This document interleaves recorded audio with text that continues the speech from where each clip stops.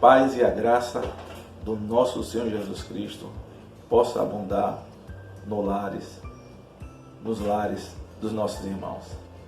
Irmãos, é com muito prazer, mais uma vez, que estou me dirigindo à Igreja do Senhor para passar aquilo que Ele tem falado ao meu coração, a nos trazer palavras que confortem os nossos corações, que nos dê ânimo e força para que nós possamos passar as dificuldades que a vida nos impõe.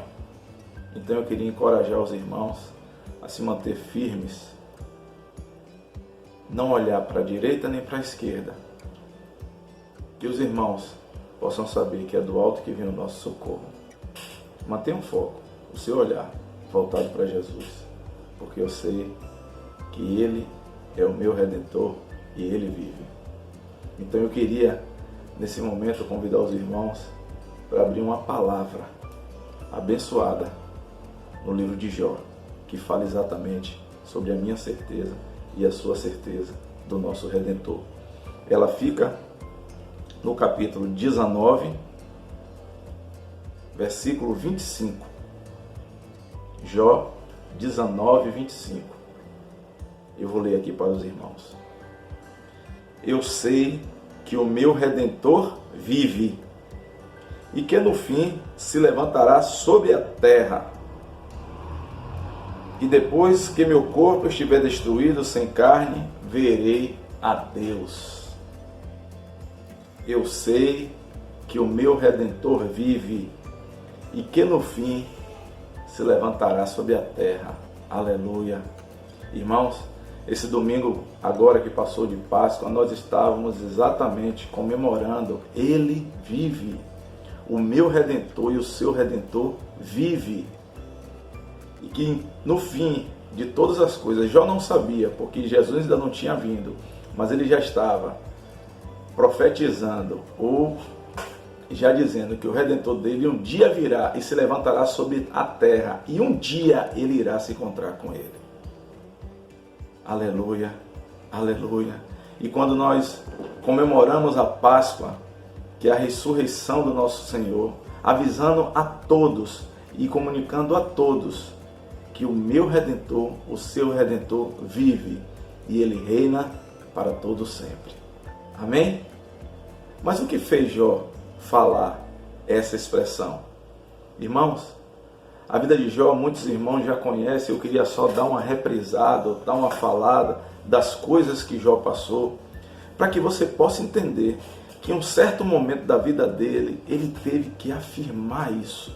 Ele teve que abrir a sua boca e declarar que o Redentor dele vive e que um dia se levantará na terra. E se levantará na terra para quê? Para trazer justiça para Jó, para trazer a redenção de Jó. O que quer dizer Redentor, irmãos? Redentor quer dizer libertador, aquele que irá libertar, aquele que irá salvar. O meu Redentor e o seu Redentor vive, que é Jesus Cristo, e reina para sempre. Jó tinha uma vida comum, simples. Simples não, irmãos, abastada, me perdoe. Simples eu falo numa maneira de viver, mas Jó era um homem abençoado. Jó tinha sido realizado na sua plenitude. Jó tinha um casamento abençoado, irmãos. Tinha uma esposa, tinha 10 filhos, 3 mulheres e 7 homens. Jó não era no sentido da palavra material, altamente realizado. Não tinha nada que ele não possuísse naquela época. Ele possuía bois, jumentos, ovelhas, rebanhos, tendas, servos, servas, tudo ao seu redor. Jó, materialmente falando, ele era, segundo a Bíblia daquela região, um dos homens mais ricos da sua época. Diferentemente, muitas vezes, do que nós vemos hoje em dia, porque ele continuava firme ao Senhor, e a motivação que nós vemos muitas vezes das pessoas hoje a buscar o Senhor é para conseguirmos algo. Jó primeiro começou buscando o básico, que era a presença do Senhor, e o Senhor foi acrescentando na vida dele. O que a gente vê e o que a gente pode observar nos dias de hoje é que as pessoas estão correndo muito mais através ou até a bênção do que o próprio abençoador. É como se houvesse uma distância. Quanto mais prosperidade você tem, mais o homem vai perdendo a sua fé. Mas pastor, por que você diz isso? Porque antes, quando o irmão ou a irmã se converte, não tem nada, ela busca a Deus com muito mais fervor, ela busca a sua palavra. Aliás, a palavra de Deus é a pauta da vida dele, é a pauta da vida dela. Tudo que ele vai fazer tem que ser baseado na palavra. E quando as bênçãos começam a chegar, quando a prosperidade começa a aumentar, aí passa na vida dele a relativizar a palavra. Quando ele recebe uma palavra e essa palavra vai de encontro a alguns anseios da vida dele, ele primeiro diz, olha, veja bem, vamos analisar, vamos ver esse contexto. Antigamente ele era fiel à palavra, ele lia, cumpria, procurava obedecer. Parece que quanto mais as pessoas obtêm bênçãos materiais, mais elas sentem, não é sentir necessidade, elas acham que não depende de Deus, ou que Deus já cumpriu a função dele.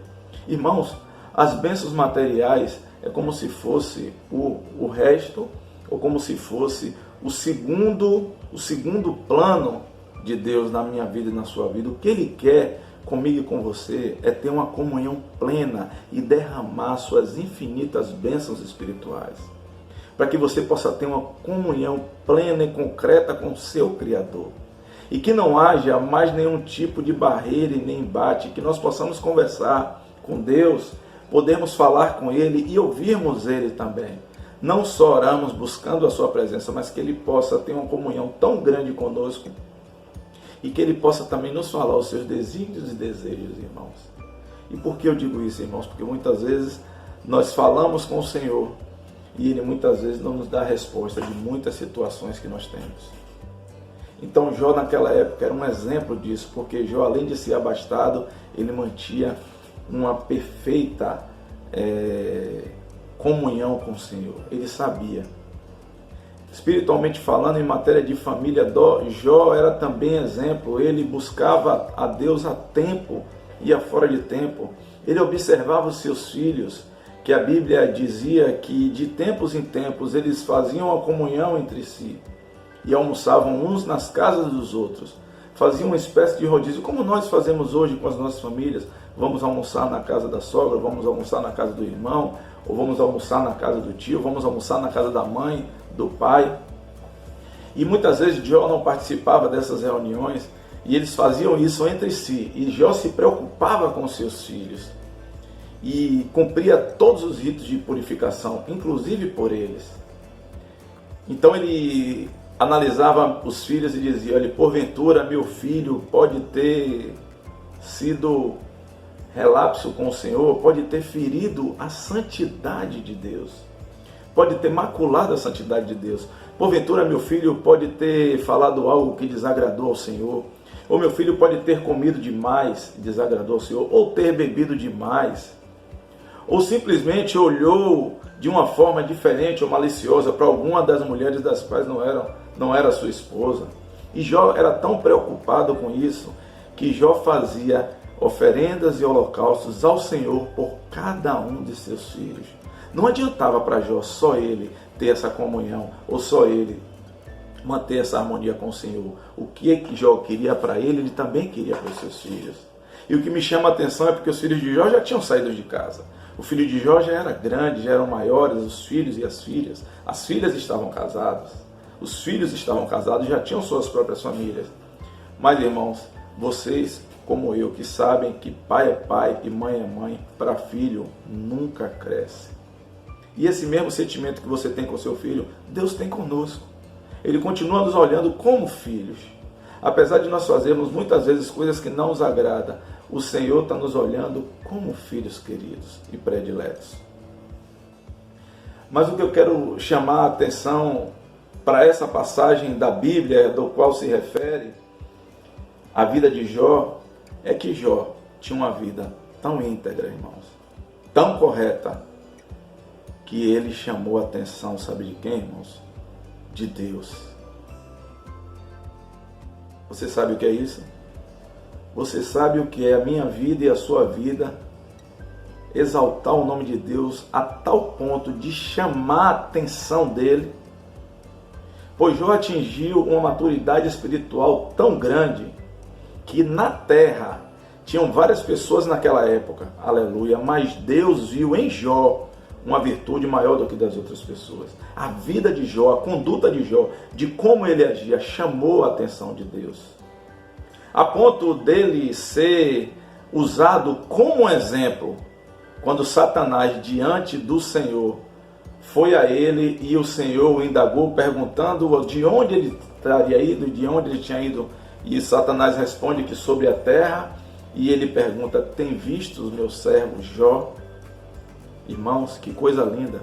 Deus passou a confiar em um homem como exemplo de servidão, de ser reto, de ter clareza, de ter intimidade com Deus. Deus só falou aquilo de Jó porque ele sabia o que Jó poderia suportar e o quanto ele poderia suportar. É por isso que ele usou o exemplo de Jó. E naquele momento o diabo, você sabe que ele só vem para roubar, matar e destruir. E diz a ele, olha, o Jó, ele só lhe obedece, só lhe louva, só lhe agrada e lhe exalta, porque também ele tem tudo, nada lhe falta. E o Senhor, que conhecia o coração de Jó, disse a ele, olha, tu tens permissão, vai lá, e você vai perceber que não é por isso. Toca em todos os bens que ele tiver. E assim o diabo fez. De uma hora para outra, meus amados irmãos, Jó começa a perder tudo, começa a perder os filhos, as filhas, as suas propriedades são atacadas, os seus gados, os seus jumentos, todos os seus haveres. Era uma notícia chegando atrás da outra. Uma notícia chegando atrás da outra. Jó já não sabia mais o que fazer. E eu uso uma expressão que é bem minha, que fala assim, olha, você só sabe que o ruim é bom quando piora. Já estava ruim para Jó, mas ainda podia piorar. Porque o diabo volta de novo a falar com Deus e dizer, e começa a falar, e Deus de novo usa ele, tá vendo? Eu conheço o meu servo, eu conheço o meu filho, ele está lá rente, ele está lá fiel à palavra, ele está lá me glorificando. E o diabo de novo diz assim, mas ele tem a sua saúde, pele por pele. Como que ele vai lhe maldizer se você ainda o deixa com saúde? E Deus, conhecendo o limite de Jó. Deus, conhecendo o limite de Jó, disse ao diabo, tu tens permissão, só não toca na vida. Irmãos, você acha que Deus não conhece o meu limite? Que Deus não conhece o seu limite? Você acha que já está demais? Que você não aguenta, que você não suporta? Se você achar isso, você está dizendo que Deus não é Deus, porque foi Ele que me criou, foi Ele que lhe criou. E Ele dá essa liberdade ao diabo, e o diabo vai lá e toca na saúde de Jó, que a Bíblia diz que ele teve úlceras e feridas da planta dos pés até a sua cabeça. Irmãos, foi uma situação tão calamitosa e tão desastrosa para a vida de Jó, que naquele momento até a tua mulher, que estava ao lado dele o tempo todo, pede que ele amaldiçoe o seu Deus e morre. E Jó ainda entra em algumas palavras com a mulher, dizendo para ela que ela não sabe o que está dizendo, que ela fala assim como uma louca, porque Jó sabia que tudo o que ele tinha recebido não foi o diabo que deu, ou não foi a força do seu trabalho, ou não foi a sua inteligência, o seu intelecto. Tudo que Deus tinha, tudo que Jó tinha, foi Deus que tinha dado. E ele disse, receberíamos o bem de Deus e também não receberíamos o seu mal. A maturidade espiritual de Jó já estava tamanha que ele saberia que houve algo nos desígnios de Deus, do qual ele não sabia, do qual eu e você não conhecemos, muitas coisas que acontecem conosco. Aleluia! Para que nós fiquemos indagando a nós mesmos. E Jó, mais uma vez, ele começa a se calar e agora Jó vai deixar de chamar, irmãos, a atenção de Deus para chamar a atenção dos homens, a atenção de toda a terra. Porque todos ficaram sabendo o que aconteceu com a vida de Jó. E você e eu muitas vezes já passamos por essa situação de acontecer algo muito grave com um irmão, ou com outra pessoa, e nós muitas vezes nos colocamos na cadeira de juiz e de julgador e começamos a analisar o porquê de ter acontecido aquilo. E na vida de Jó não foi diferente. Ele estava chamando a atenção das pessoas porque ele dizia: como um homem tão abençoado, um homem que Deus abençoou o tempo todo, de uma hora para outra, perde todas as coisas. Os seus parentes se afastam, os seus servos vão embora, ninguém mais está com Jó, ele está sozinho com a sua esposa. E os amigos que assim chegam, Jó pensando que receberiam a palavra de conforto, se sentam muitas vezes na mesa de juiz, na cadeira do juiz, na cadeira de promotor, e não aceitam que Jó seja inocente, de que Jó não sabe de nada, de que Jó tenha cometido algo. E começam muitas vezes a pressionar Jó e a falar com Jó e dizendo a Jó para Jó confessar, dizendo a Jó para Jó assumir a culpa. Mas como se confessar, irmãos, aquilo que não fez, aquilo que não se fez? Como assumir uma culpa que Jó não sabia que ele nem tinha cometido? E o tempo passa e ele começa a falar com esses amigos, e os amigos não se conformam, se sentem desonrados, principalmente achando que Jó está subestimando a inteligência deles, porque Jó não assume o seu erro e começa a falar algumas conjecturas, falando dos desígnios de Deus. E esses amigos começam a dizer: Jó, confessa, fala o que tu fez, porque Deus não faria isso. Vão ser parados repentinamente, o fiel e justo terão a longevidade. E eles se apegavam nessa palavra, mas eles não sabiam o que tinha acontecido na esfera espiritual. Meu querido, minha querida, eu queria dizer para você que muitas coisas que acontecem nas esferas espirituais sobre a minha vida, sobre a sua vida, nem eu e nem você sabemos. E muitas vezes não será revelado.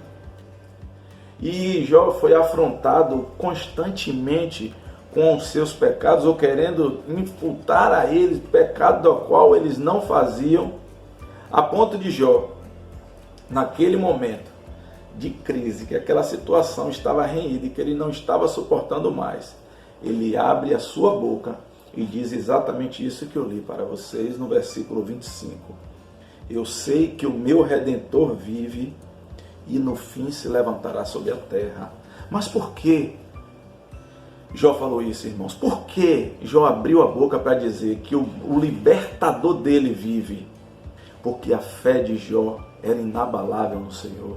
Ele não sabia o que estava acontecendo, tampouco ele tinha adivinhado, ele não tinha noção do que estava acontecendo, mas uma certeza Jó tinha no coração dele, que o Redentor dele viria e que um dia ele iria se encontrar com esse Deus, com esse Redentor, e poderia ser feito, e poderia ser revelado todas as coisas, que ele um dia ficaria diante do Altíssimo e poderia ser revelado a ele todas as suas questões, todas as suas indagações, tudo aquilo, na verdade, que estava trazendo ansiedade ou que estava trazendo amargura à vida de Jó, aperto ao seu coração. E muitas vezes eles falavam palavras que Jó não tinha resposta.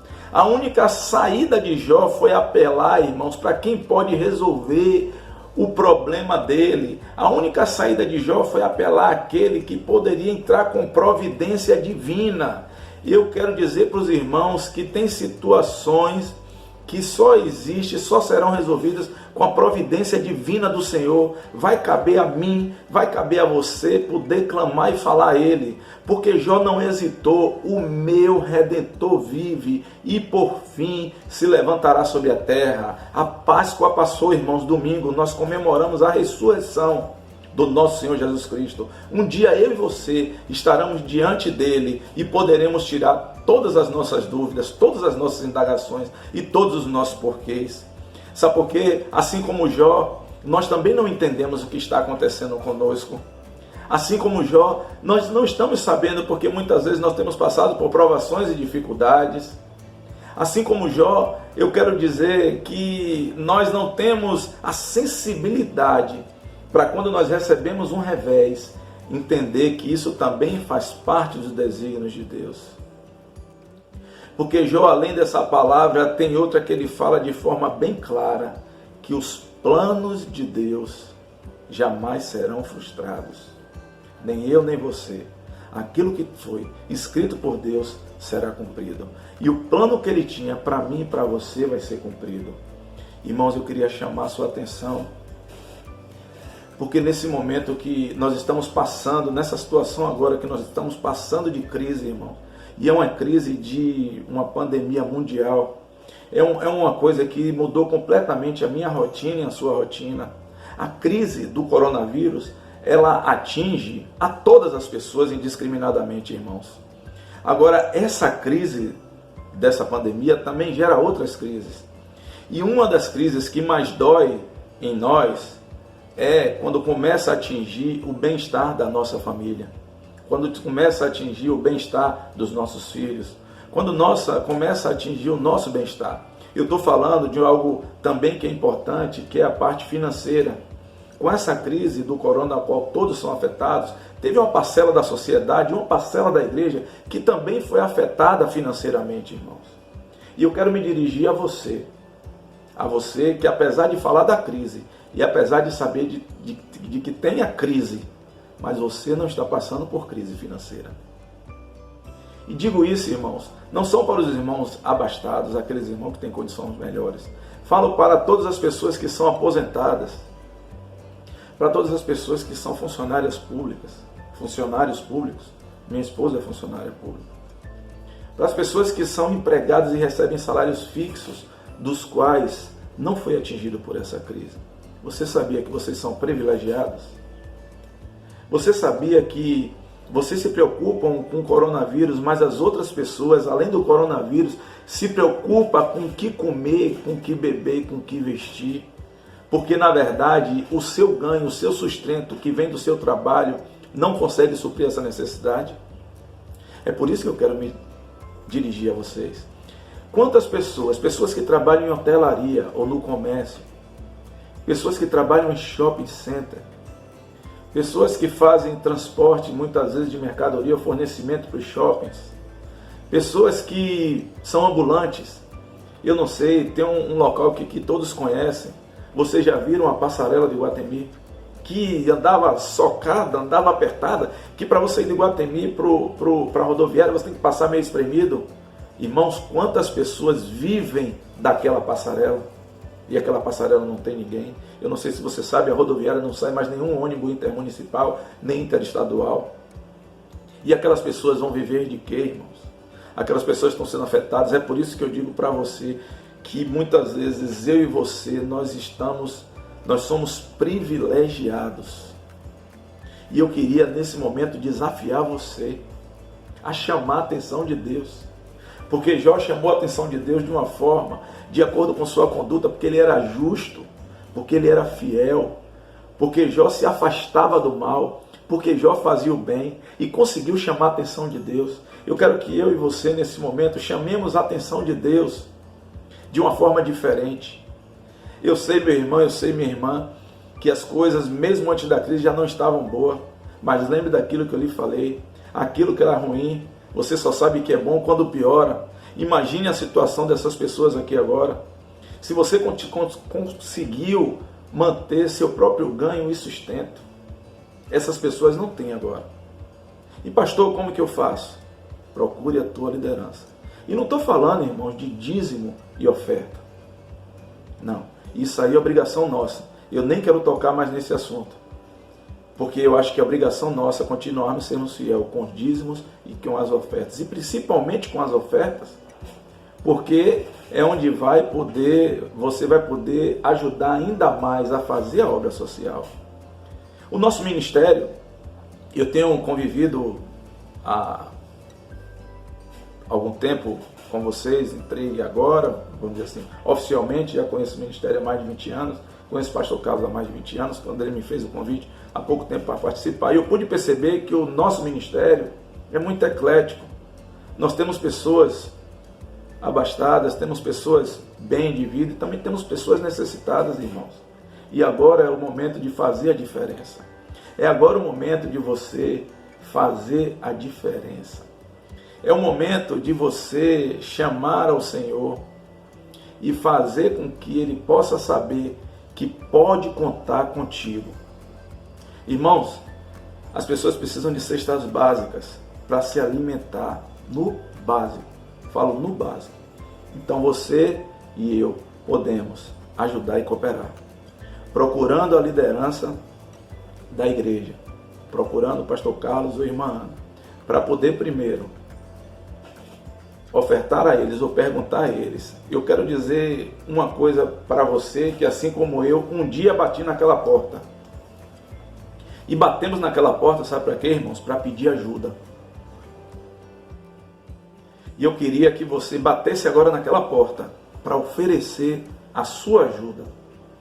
Eu queria que Deus tocasse no seu coração e que você fosse lá para agora oferecer os seus préstimos.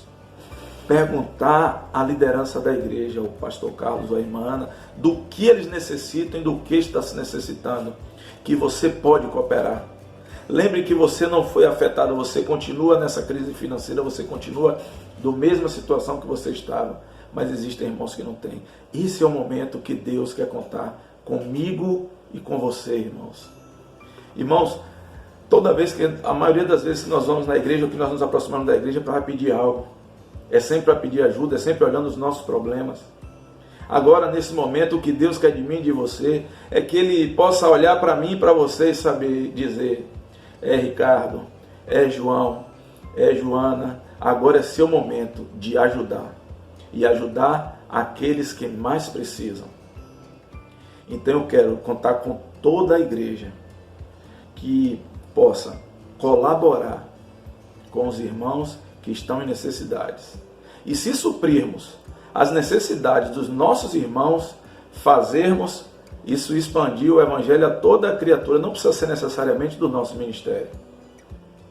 Porque eu sei que o meu Redentor vive e que nenhum de seus planos poderá ser frustrado. Irmãos, toda crise vai passar.